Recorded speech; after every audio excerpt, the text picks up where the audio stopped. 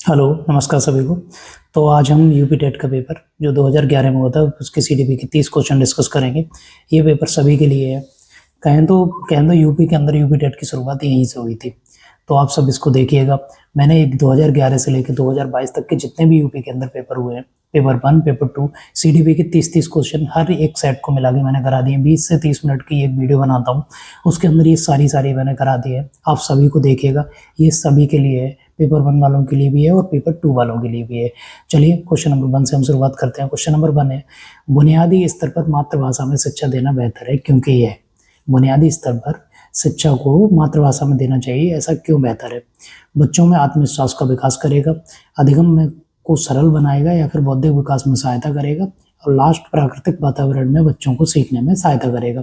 तो इसका option number कौन सा, डी सही हो जाएगा। प्राकृतिक वातावरण में बच्चों को सीखने में सहायता करेगा। होता क्या है कि जब बच्चा छोटा होता है, प्राथमिक स्टेज में होता है, तो वो ना अपने घर से आया हुआ, अपने मम्मी पापा यानी कि अपने पेरेंट्स की भाषा और परिवार की भाषा को ही उसने बचपन से सुना होता है और उसको एक्वायर किया होता है। तो वो जब उसको उसी भाषा में आप पढ़ाते हैं या ज्ञान देते हैं, तो होता क्या है कि उसे समझने में आसानी होती है और वो सीखता भी उसको अच्छे से। इसीलिए ये कहा जाता है कि स्टार्टिंग में, ज़्यादातर प्राइमरी स्टेज में बच्चों को हमेशा उनकी मातृभाषा में शिक्षा देनी चाहिए। हिंदी भाषी क्षेत्र में हिंदी में पढ़ाना चाहिए, जहाँ इंग्लिश बोली जा रही है वहाँ इंग्लिश में पढ़ाना चाहिए। देखना चाहिए कि किस स्टेट में है, जिस स्टेट की जो भाषा मातृभाषा है उस जगह को आप उस स्टेट के हिसाब से या उन बच्चों के पर्यावरण के हिसाब से, उनके सामाजिक, जो किस समाज से बच्चा आ रहा है उस समाज की क्या भाषा है उस भाषा में उसको पढ़ाना चाहिए। मातृभाषा का मतलब सिर्फ मदर टंग से मतलब यही होता है कि उसके परिवार में और उसके पड़ोस में या उसके समाज में बोली जाने वाली जो भाषा है वही उसकी मातृभाषा है। अगला क्वेश्चन देख लेते हैं। क्वेश्चन नंबर 2 है, श्याम पट्ट पर लिखते समय सबसे महत्वपूर्ण क्या है? ब्लैक बोर्ड का यूज करते समय सबसे ज़्यादा जरूरी क्या होता है? अच्छी लिखावट में लिखना, लेखन में स्पष्टता होना, बड़े अक्षरों में लिखना, छोटे अक्षरों में लिखना। तो क्या होता है, ब्लैक बोर्ड पर जब आप लिखते हैं, ब्लैक बोर्ड पर जब आप किसी को पढ़ा रहे हैं, तो सबसे ज़्यादा इंपॉर्टेंट क्या हो जाता है? अच्छी लिखावट। आप अच्छी लिखावट लिखेंगे और कुछ ऐसा वैसा लिखेंगे तो काम का नहीं है। बड़े बड़े अक्षरों में लिखना ये भी नहीं, छोटे छोटे अक्षरों में लिखना ये भी नहीं, लेकिन लेखन में स्पष्टता। आप क्या लिख रहे हैं, आप शुद्ध उनके अक्षर बना रहे हैं नहीं बना रहे हैं। होगा क्या कि एक बार अगर आपने बोर्ड पे गलत तरीके से लिख दिया, बच्चा उसको गलत पढ़ेगा, अपने कॉपी पे भी गलत नोट करेगा, तो ना उसको ना भाषा का विकास थोड़ा सा बिगड़ गया। क्या हो गया, बर्तनी उसकी शुद्ध अशुद्ध हो गई उससे। तो आप इस चीज़ का हमेशा ध्यान रखेंगे, जब भी आप जो कुछ भी लिखेंगे उसको एकदम स्पष्ट लिखेंगे। एक एक शब्द इतना अच्छे से समझ में आना चाहिए बच्चे को पूरी तरीके से। तो इसका ऑप्शन नंबर कौन सा, बी सही हो जाएगा। अगला क्वेश्चन देख लेते हैं। क्वेश्चन नंबर 3 है, आपकी कक्षा में एक छात्र देर से आता है, आप क्या करेंगे? आपकी क्लासरूम में एक छात्र है वो देरी से आता है, तो आपको क्या करना चाहिए? उसके अभिभावकों को उसको सूचित करेंगे, उसे दंड देंगे, कारण जानने की चेष्टा करेंगे, या उस पर कोई ध्यान नहीं देंगे। इनमें से सारे ऑप्शन आप देखिए, ऑप्शन नंबर सी ही ये सही है। कारण जानने की चेष्टा करेंगे या कारण जानने का प्रयास करेंगे। आप उससे पूछेंगे कि बेटा ऐसा क्या है जिस वजह से आप देरी से आ रहे हैं, ये जानने का प्रयास करेंगे तो आपको कारण भी पता चल जाएगा, समझ में भी आएगा। हो सकता है उसके घर पे कोई काम रहता हो या फिर उसके पेरेंट्स की तरफ से इस तरीके से डिले उसको करा जा रहा हो, कुछ भी हो सकता है रीजन, उसको जानने का प्रयास करेंगे। अभिभावकों को सूचित करने से पहले आप खुद बच्चे से बात करिए। उसे दंड देना तो बिल्कुल ही गलत है, और ध्यान नहीं देना ये तो कोई सॉल्यूशन है ही नहीं इस बात का। तो इसका ऑप्शन नंबर कौन सा, सी सही हो जाएगा। अगला क्वेश्चन देख लेते हैं। क्वेश्चन नंबर 4 है, विद्यालय में विद्यार्थियों को कैसे अभिप्रेरित करना उचित है? विद्यालय के अंदर आप विद्यार्थियों को कैसे अभिप्रेरित कर सकते हैं? चुने गए अध्ययन द्वारा, प्रासंगिक अध्ययन द्वारा, गहन अध्ययन द्वारा, या स्वर अधिगम द्वारा। तो इसका ऑप्शन नंबर कौन सा, डी सही हो जाएगा। विद्यार्थियों को ना अधिगम के लिए, अगर आपको विद्यालय के अंदर प्रेरित करना है तो उनको स्वर अधिगम द्वारा पढ़ाना चाहिए। स्वर अधिगम का अर्थ होता है प्रवचन देना, अनुवाद, पठन होता है। अतः स्वर अधिगम द्वारा विद्यार्थियों को प्रेरित किया जा सकता है तथा यह एक उचित और महत्वपूर्ण पहलू है। तो इसका ऑप्शन नंबर कौन सा, डी सही हो जाएगा।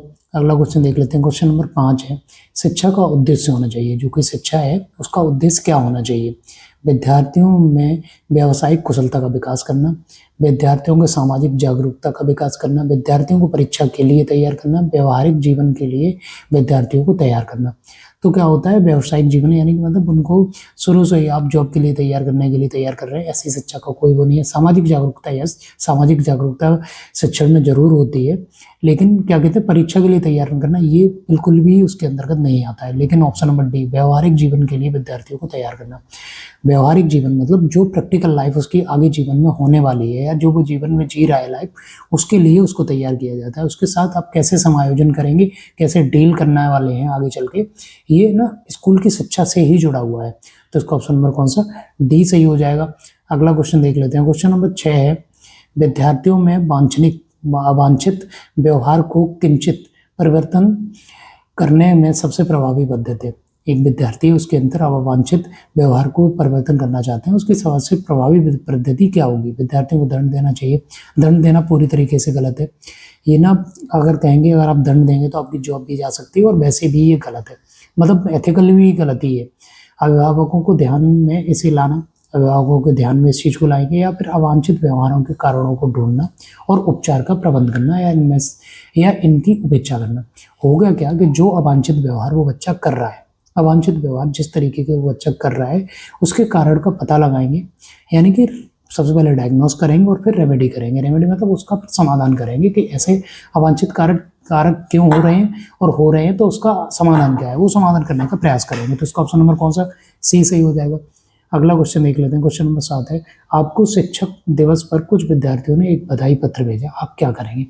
शिक्षक दिवस आता है, कुछ विद्यार्थी आपको ना शिक्षक दिवस पर बधाई देने के लिए पत्र देते हैं या ग्रीटिंग देते हैं, जो भी है, उसके लिए आप क्या करेंगे। कुछ नहीं करेंगे, उन्हें धन्यवाद देंगे, उन्हें पैसे की बर्बादी नहीं करने के लिए बोलेंगे, उन्हें बदलने की शुभकामनाएं देंगे।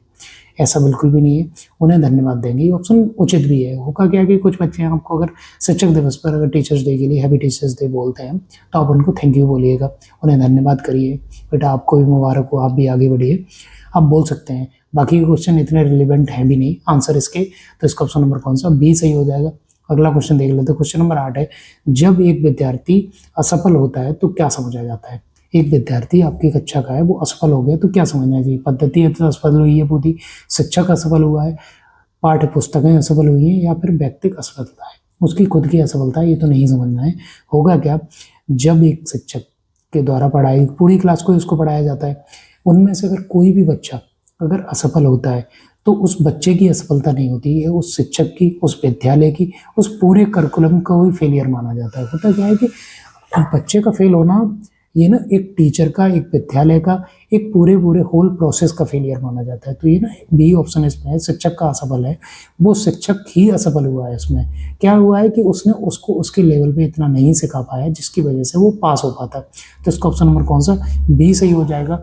जब एक विद्यार्थी असफल होता है तो यह विद्यालय, प्रशासन, शिक्षण पद्धति आदि की असफलता मानी जाती है, क्योंकि बाल केंद्रित शिक्षा में बालक महत्वपूर्ण होता है और शिक्षण की सभी गतिविधियां बालक के अधिगम को सफल बनाने के लिए संचालित की जाती हैं।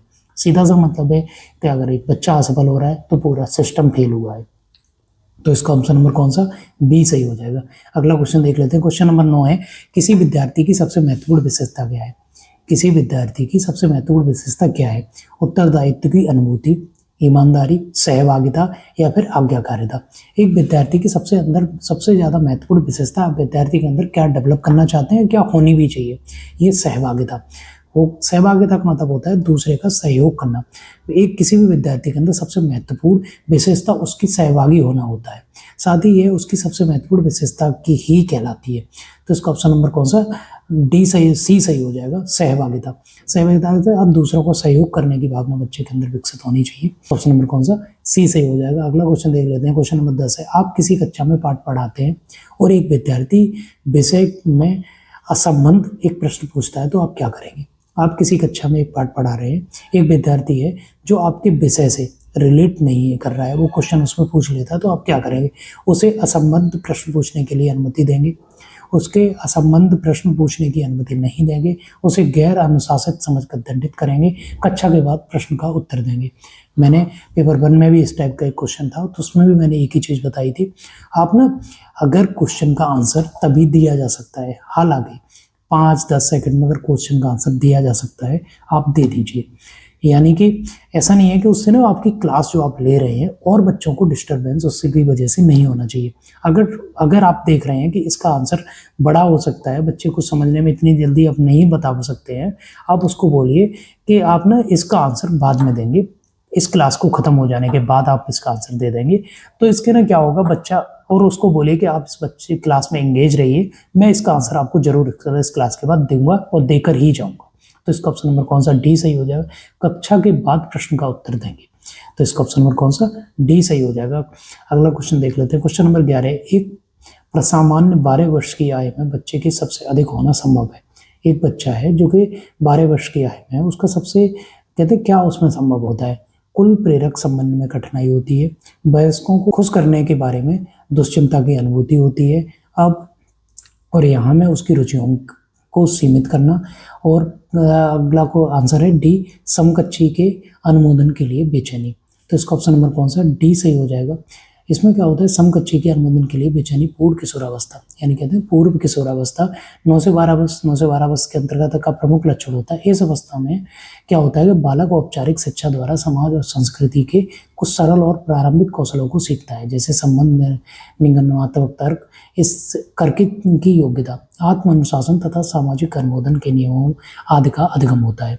तो होता क्या है कि बच्चे ना समकक्षी को अपने साथ रखने का या उससे किसी भी तरीके का अगर व्यवहार गलत होता है उसका, तो उसके लिए ना उसके अंदर बेचैनी हो जाती है। इसलिए उसका ऑप्शन नंबर कौन सा डी सही हो जाएगा, क्योंकि ये पूर्व किशोरावस्था के अंतर्गत आता है। 9 से 12 वर्ष के बारे में बात कर रहे हैं। तो अगला क्वेश्चन देख लेते हैं। क्वेश्चन नंबर 12 है, विद्यार्थियों से विद्यालय में विद्यार्थियों को भाग जाने का कारण है।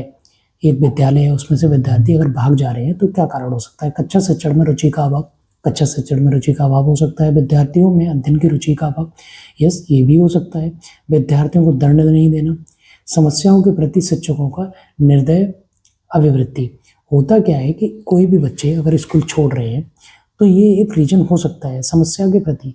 उन बच्चों की जिस तरीके की समस्या है, अगर एक शिक्षक को उन समस्याओं के प्रति अगर निर्दय होते हैं, निर्दय का मतलब होता है कि जैसे कठोर होते हैं उनकी जो समस्याओं के प्रति, आप उनकी समस्याओं को सॉल्व नहीं कर रहे हैं तो बच्चे क्लास छोड़ सकते हैं। ये बहुत ज़्यादा देखा जाता है। तो इसका ऑप्शन नंबर कौन सा डी सही हो जाएगा। विद्यार्थियों द्वारा विद्यालय से भागने की प्रवृत्ति के मुख्य कारण निम्न है। छात्रों की समस्याओं के प्रति शिक्षकों की असंवेदनशील रवैया। शिक्षकों का क्या होता है कि असंवेदनशील रवैया होता है, तो वो ना शिक्षक वो विद्यार्थी का होता है जो स्कूल छोड़ भी सकते हैं। विद्यालय के वातावरण का अप्रजातांत्रिक स्वरूप। होता क्या है कि लर्नर सेंटर्ड अगर विद्यालय का वातावरण नहीं है तब भी ऐसा हो जाता है। छात्रों में सुरक्षा की भावना का अभाव। होता क्या है, छात्रों के अंदर अगर सुरक्षा की भावना का अभाव होता है तब भी ऐसा हो सकता है। शिक्षक कार्य का सुचारू रूप से न चलना। शिक्षण का जो कार्य है वो सुचारू रूप से अगर नहीं चल रहा है तब भी ऐसा होता है। होता क्या है कि क्लासरूम में किसी पढ़ाई अगर हो ही नहीं रही है तो क्या होता है कि बच्चों को लगने लगता है कि इसमें तो कुछ पढ़ने को मिलता ही नहीं है, तो स्कूल नहीं आते हैं, बीच में भी ड्रॉप आउट कर जाते हैं। तो ये चारों ही इसके कारण हो सकते हैं। अगला क्वेश्चन देख लेते हैं। क्वेश्चन नंबर 13, विद्यार्थियों में श्रम की स्फूर्ति का विकास करने के लिए आप चाहते हैं बच्चों के अंदर श्रम की विकास हो तो आप क्या करेंगे। शिक्षक अपने ही श्रम में प्रवृत्ति दिखाएंगे, शिक्षक श्रम के महत्व का व्याख्यान करेंगे, या समय समय पर विद्यार्थियों को श्रम करने का अवसर देना पड़ेगा। विद्यार्थियों को श्रम करने वाले लोगों का उदाहरण देना होता है। वैसे तो श्रम करने की प्रवृत्ति खुद दिखाएंगे, ये भी सही है। शिक्षक को श्रम के बारे में बताएंगे, ये भी सही है। लेकिन अवसर भी देना हो तो इसका ऑप्शन नंबर कौन सा सी सही हो जाएगा। समय समय पर विद्यार्थियों को श्रम करने का अवसर देना पड़ता है। छात्रों को समय समय पर श्रम देने का अवसर उनके श्रम की स्फूर्ति का विकास कर सकते हैं। इसलिए आजकल विद्यालयों में एनएसएस, एनसीसी का खेलकूद जैसे कार्य विद्यालय में कराए जा रहे हैं। एनएसएस कराया जाता है, एनसीसी कराई जाती है, तो विद्यालय में इसीलिए कराया जाता है जिससे बच्चों ना डिसिप्लिन आए उनके अंदर। तो इसका ऑप्शन नंबर कौन सा सी सही हो जाएगा। अगला क्वेश्चन देख लेते हैं। क्वेश्चन नंबर 14 है, बाल विकास की परिभाषा का अध्ययन क्षेत्र है जो। बाल विकास की परिभाषा का अध्ययन क्षेत्र क्या होता है। मानवीय सामर्थ्यों में परिवर्तन का परीक्षण करता है, जैविक जीवन अवधि के दौरान व्यवहार की व्याख्यान ढूंढेगा, बच्चों की वयस्क तथा वरिष्ठ नागरिकों के साथ तुलना करेगा, किसी बच्चे के संज्ञानात्मक, सामाजिक तथा दूसरे सामर्थ्यों के क्रमिक विकास के लिए उत्तरदायी होगा। तो इसका ऑप्शन नंबर डी ही सही हो जाएगा। बालक विकास की जो परिभाषा का अध्ययन क्षेत्र है वो इसी के सारा देख रहे हो आप, इसके अंतर्गत सब कुछ आ गया। बच्चे की संज्ञानात्मक, सामाजिक तथा दूसरे सामर्थ्यों के क्रमिक विकास के लिए उत्तरदायी होगा। तो इसका ऑप्शन नंबर कौन सा, डी सही हो जाएगा। अगला क्वेश्चन देख लेते हैं। क्वेश्चन नंबर 15 है, प्राथमिक शिक्षक के लिए बाल मनोविज्ञान का ज्ञान आवश्यक है क्योंकि एक प्राथमिक स्कूल का शिक्षक है उसके लिए बाल मनोविज्ञान का ज्ञान आवश्यक है, ऐसा क्यों? यह बच्चों को अनुशासित बनाए रखने में सहायता करता है, परीक्षा के परिणाम में उन्नति होती है, या फिर यह बच्चों को अभिप्रेरित करने के लिए सुविधाजनक तरीका बन जाता है, या फिर यह बच्चों के व्यवहार को समझने में शिक्षक की सहायता करता है। तो इसका ऑप्शन नंबर कौन सा, डी सही हो जाएगा। होता क्या है, बच्चों की जो छोटे बच्चों की क्लास में अगर आप पढ़ा रहे हैं तो आपको ना बच्चों का बाल मनोविज्ञान आना चाहिए। बाल मनोविज्ञान के तहत बच्चे किस तरीके के होते हैं, इस एज में बच्चे की क्या प्रवृत्तियां होती हैं, किस तरीके से रिएक्ट करते हैं, कितनी बुद्धि का लेवल होता है, इन्हें कैसे पढ़ाना है, ये सब बाल मनोविज्ञान का पार्ट होता है। इससे आप बच्चे के अच्छे से व्यवहार को समझ पाएंगे। तो होगा क्या कि जब आप उनको अच्छे से समझ पाएंगे तो उसको अच्छे से फिर आप टीच भी करवा पाएंगे, उसको समझा भी उसी तरीके से सकते हैं। तो इसका ऑप्शन नंबर कौन सा, डी ही सही है। अगला क्वेश्चन देख लेते हैं। क्वेश्चन नंबर 16 है, मानवीय मूल्यों जो प्रवृत्ति में सार्वत्रिक हैं के विकास का अर्थ है, मतारोपण है, अंगीकरण है, अनुकरण है, या अभिव्यक्ति है। तो इसका ऑप्शन नंबर कौन सा, बी सही हो जाएगा। मानवीय मूल्यों जो प्रकृति में सार्वत्रिक हैं उनके विकास का अर्थ है अंगीकरण।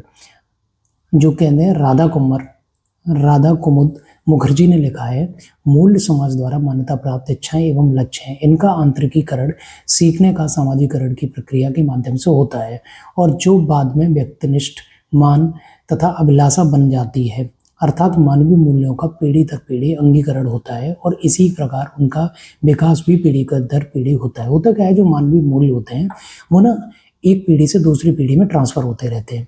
तो ये ना उसी के बारे में उन्होंने पूछा। अंगीकरण का मतलब स्वीकार कर लेती है, एक पीढ़ी दूसरे पीढ़ी से लिए हुए जितने मानवीय मूल्य होते हैं उनको स्वीकार कर लेते हैं और अपने आने वाली पीढ़ी को फिर से ट्रांसफर कर देती है। तो ऑप्शन नंबर कौन सा, बी सही हो जाएगा। अगला क्वेश्चन देख लेते हैं। क्वेश्चन नंबर 17 है, अपने विद्यार्थियों को समझने के लिए एक शिक्षक में अच्छी जानकारी होनी चाहिए। किसके प्रति, बाल मनोविज्ञान की, बच्चों को समझने की प्रवृत्ति की, विषय वस्तु के प्रति विद्यार्थियों के मन की, उपरोक्त सभी की। तो इसका ऑप्शन नंबर कौन सा, डी सही हो जाएगा।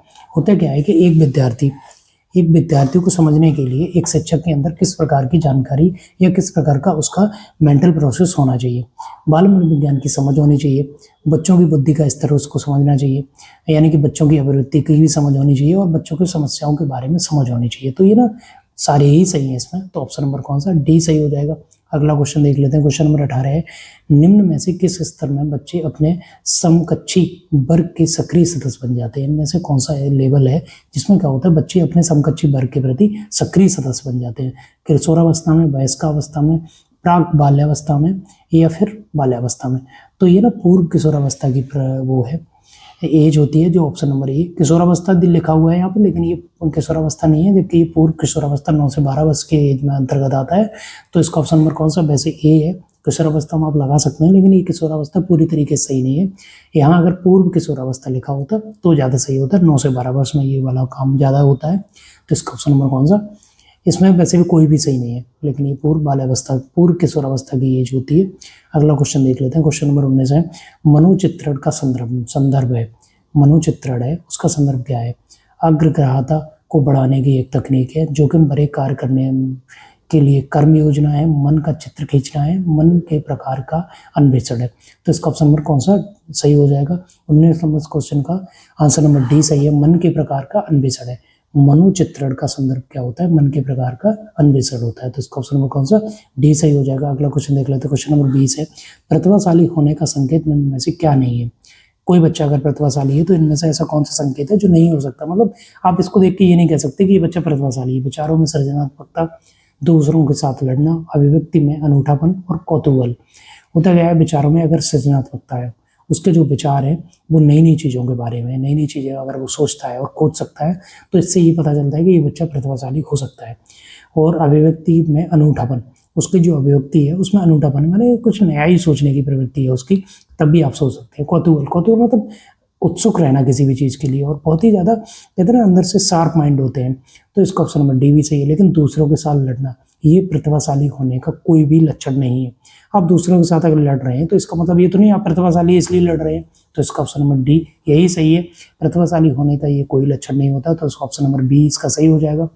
होता क्या है, जिन बच्चों का ना 130 से ऊपर की उपलब्धि है, बहुत प्रतिभाशाली पे आ जाते हैं, विचारों में सृजनात्मकता होती है, उत्सुकता होती है जिसको कौतूहल कहा था, और अभिव्यक्ति में अनूठापन भी होता है। तो इसका ऑप्शन नंबर कौन सा, बी सही हो जाएगा। अगला क्वेश्चन देख लेते हैं, क्वेश्चन नंबर 21 है, बालिका शिक्षा को महत्व देना उचित है क्योंकि, एक बालिका शिक्षा को महत्व देना क्यों उचित है।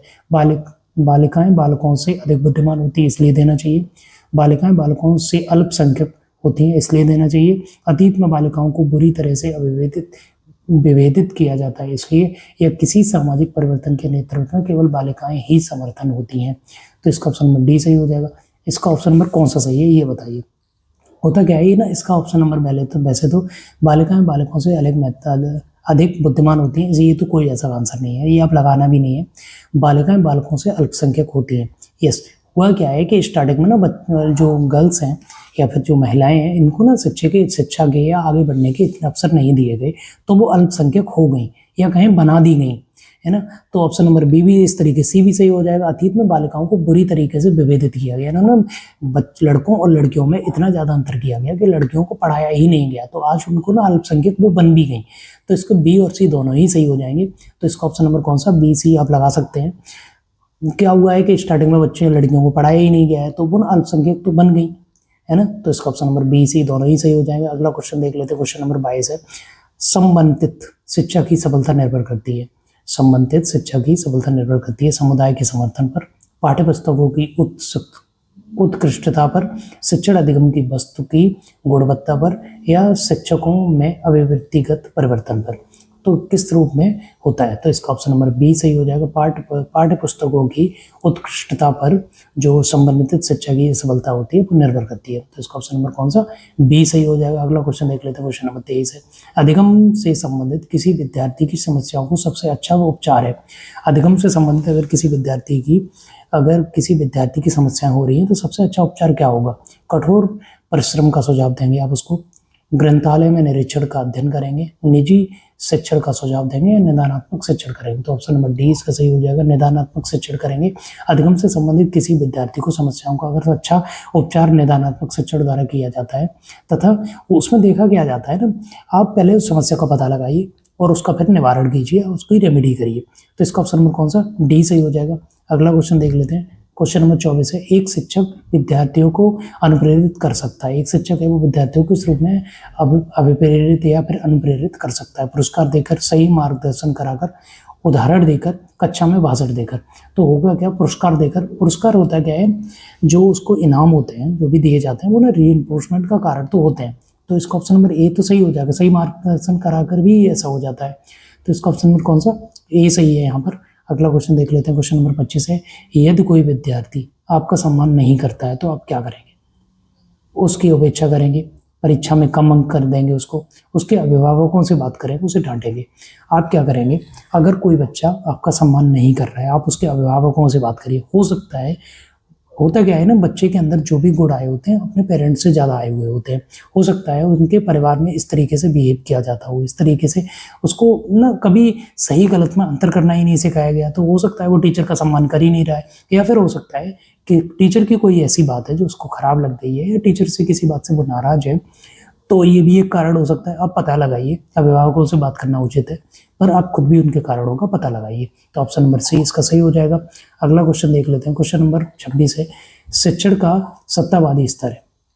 शिक्षण का सत्तावादी स्तर क्या है, शिक्षक केंद्रित होता है, छात्र केंद्रित होता है, प्रधानाध्यापक केंद्रित होता है, या फिर अनुभव केंद्रित होता है। सत्तावादी में क्या होता है, शिक्षक केंद्रित होता है, जिसमें लेक्चर मेथड होता है, जहाँ टीचर ही बोलता है, टीचर की चलती है, टीचर कहता है यहाँ बैठो, वहीं बैठते हैं बच्चे, और टीचर बोलता रहता है, बच्चे एकदम चुपचाप क्लास में बैठे रहते हैं। तो इसका ऑप्शन नंबर कौन सा, ए सही हो जाएगा। शिक्षक केंद्रित को सत्तावादी शिक्षण ही कहते हैं। अगला क्वेश्चन देख लेते हैं, क्वेश्चन नंबर 27 है, चरित्र का विकास होता है इच्छा शक्ति द्वारा, बर्ताव एवं व्यवहार द्वारा, नैतिकता द्वारा, या फिर उपरोक्त सभी के द्वारा। तो इसका ऑप्शन नंबर कौन सा, डी सही हो जाएगा। इन सभी के द्वारा चरित्र का विकास होता है। इच्छा शक्ति, आपके अंदर विल पावर कितनी है, आप किसी चीज़ के लेके कितनी आपके अंदर इच्छा शक्ति है, इससे चरित्र का विकास होता है। बर्ताव एवं व्यवहार द्वारा, व्यवहार दूसरों के साथ कैसा करते हैं, आपका बर्ताव कैसा है, इससे चरित्र का विकास जरूर होता है। नैतिकता द्वारा, आपके अंदर नैतिकता के गुण कितने अच्छे से आए हुए हैं, आप उनका कितना अच्छे से पालन कर रहे हैं, इससे भी आपका चरित्र का विकास होता है। और ये उपरोक्त ये सभी कारण है इसका विकास करने के लिए, तो ऑप्शन नंबर डी इसका सही हो जाएगा। अगला क्वेश्चन देख लेते हैं, क्वेश्चन नंबर 28 है, निम्न में से कौन सा शिक्षण अधिगम का स्तर नहीं है। इनमें से कौन सा शिक्षण अधिगम का स्तर नहीं है। विभेदीकरण स्तर है, स्मृति स्तर है, चिंतनशील स्तर है और समझ स्तर है। विभेदीकरण स्तर को छोड़ के बाकी सारे के सारे शिक्षण के स्तर है। मेमोरी का स्तर होता है, अंडरस्टैंडिंग का स्तर होता है और चिंतनशील इसका भी एक स्तर होता है। तो ऑप्शन नंबर सी ए इसका सही हो जाएगा। ये जो कहते हैं ना शिक्षण का कोई अधिगम का स्तर नहीं होता है। अगला क्वेश्चन देख लेते हैं, क्वेश्चन नंबर 29 है, यदि एक विद्यार्थी कक्षा में भाग लेने में संकोच करता है तो आप क्या करेंगे। विद्यार्थी आपकी कक्षा में भाग लेने में संकोच कर रहा है तो आप क्या करेंगे। उससे प्रश्न पूछेंगे, जिन प्रश्नों के उत्तर वह दे सकता है केवल वही प्रश्न उससे पूछेंगे।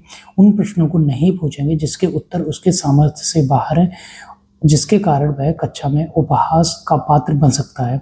या फिर उससे केवल तब प्रश्न पूछेंगे जब वह उसके उत्तर देने के लिए उत्साहित हो। ऑप्शन नंबर डी ही सही है। हो गया क्या, होता क्या है, कुछ बच्चे आपकी कक्षा में भाग लेने के लिए आप वो तैयारी नहीं है। आप ना ये देखेंगे कि बच्चा किस रूप में रेडी होता है, आप उसको पहले रेडी करेंगे। आप उसको ना कुछ उसके रिलेटेड क्वेश्चन पूछेंगे और फिर अपने वाले क्वेश्चन पे लेके आएंगे। उसको ना उत्साहित होना चाहिए वो बच्चे क्लासरूम में बैठने के लिए। जब तक वो बच्चा पूरी तरीके से रेडी नहीं है, आप उससे उसके अपने वाले क्वेश्चन नहीं पूछेंगे। वो रेडी होगा, आप अपने वाले क्वेश्चन पूछेंगे। तो ऑप्शन नंबर डी इसका सही हो जाएगा। 30 नंबर क्वेश्चन है, आज का ये लास्ट क्वेश्चन है। मैंने 2011 से लेकर 2022 तक की हर एक क्वेश्चन को करवा दिया है, ये सभी के लिए है। आप सभी को देखिए, अभी पेपर आपका बहुत नज़दीक है, जैसे ही आएगा मैं इसको भी करवा दूंगा। कुछ छोटी छोटी मैंने टॉपिक की क्लास भी करवा दूंगा और MCQ भी करवाऊंगा आपको। आप ध्यान से देखिएगा, पेपर बहुत ही नज़दीक है आपका। क्वेश्चन नंबर 30 है, शिक्षक का बर्ताव होना चाहिए प्रशासनात्मक, शिक्षाप्रद, आदर्शवादी या फिर निर्देशात्मक। तो शिक्षक का व्यवहार या बर्ताव हमेशा आदर्शवादी होना चाहिए। टीचर एक विद्यार्थी के लिए हमेशा ही हीरो होता है, तो उसका जो व्यवहार है या बर्ताव है हमेशा आदर्शवादी होना चाहिए। तो ऑप्शन नंबर सी इसका सही हो जाएगा। तो ये थे आज के ये 30 क्वेश्चन यूपी टेट 2011 पेपर 2 के। मैंने CDP के 30 क्वेश्चन आपको करवा दिए हैं। पेपर बहुत मतलब मैं बता रहा हूँ, अगर आपने यूपी टेट के PYQ के सारे पेपर भी अगर आपने कर लिए हैं, आपको कहीं भी दिक्कत नहीं होगी। पेपर आपको इतना, ये मैंने लगभग 17-18 पेपर हुए होंगे, सारे पेपर करवा दिए, पेपर 1 पेपर 2 दोनों को मिला के बता रहा हूँ। हर पेपर को मैंने करवा दिया है। एक भी क्वेश्चन अगर आप इसमें से सारे पेपर अगर करके जाते हैं, कोई भी क्वेश्चन ऐसा नहीं आएगा जो आपको समझ में नहीं आ रहा होगा। कुछ क्वेश्चनों की मैं सीरीज भी चला रहा हूँ, वो आप देख लेना। ये इसकी आंसर की है। आंसर की से क्या होता है, स्क्रीनशॉट ले लेंगे तो आपको आसानी रहेगी। आप खुद से भी इस क्लास को एक बार दोबारा लगा के देखना। और बाकी आप सब अपना ध्यान रखिए। Have a nice day, good luck, thank you.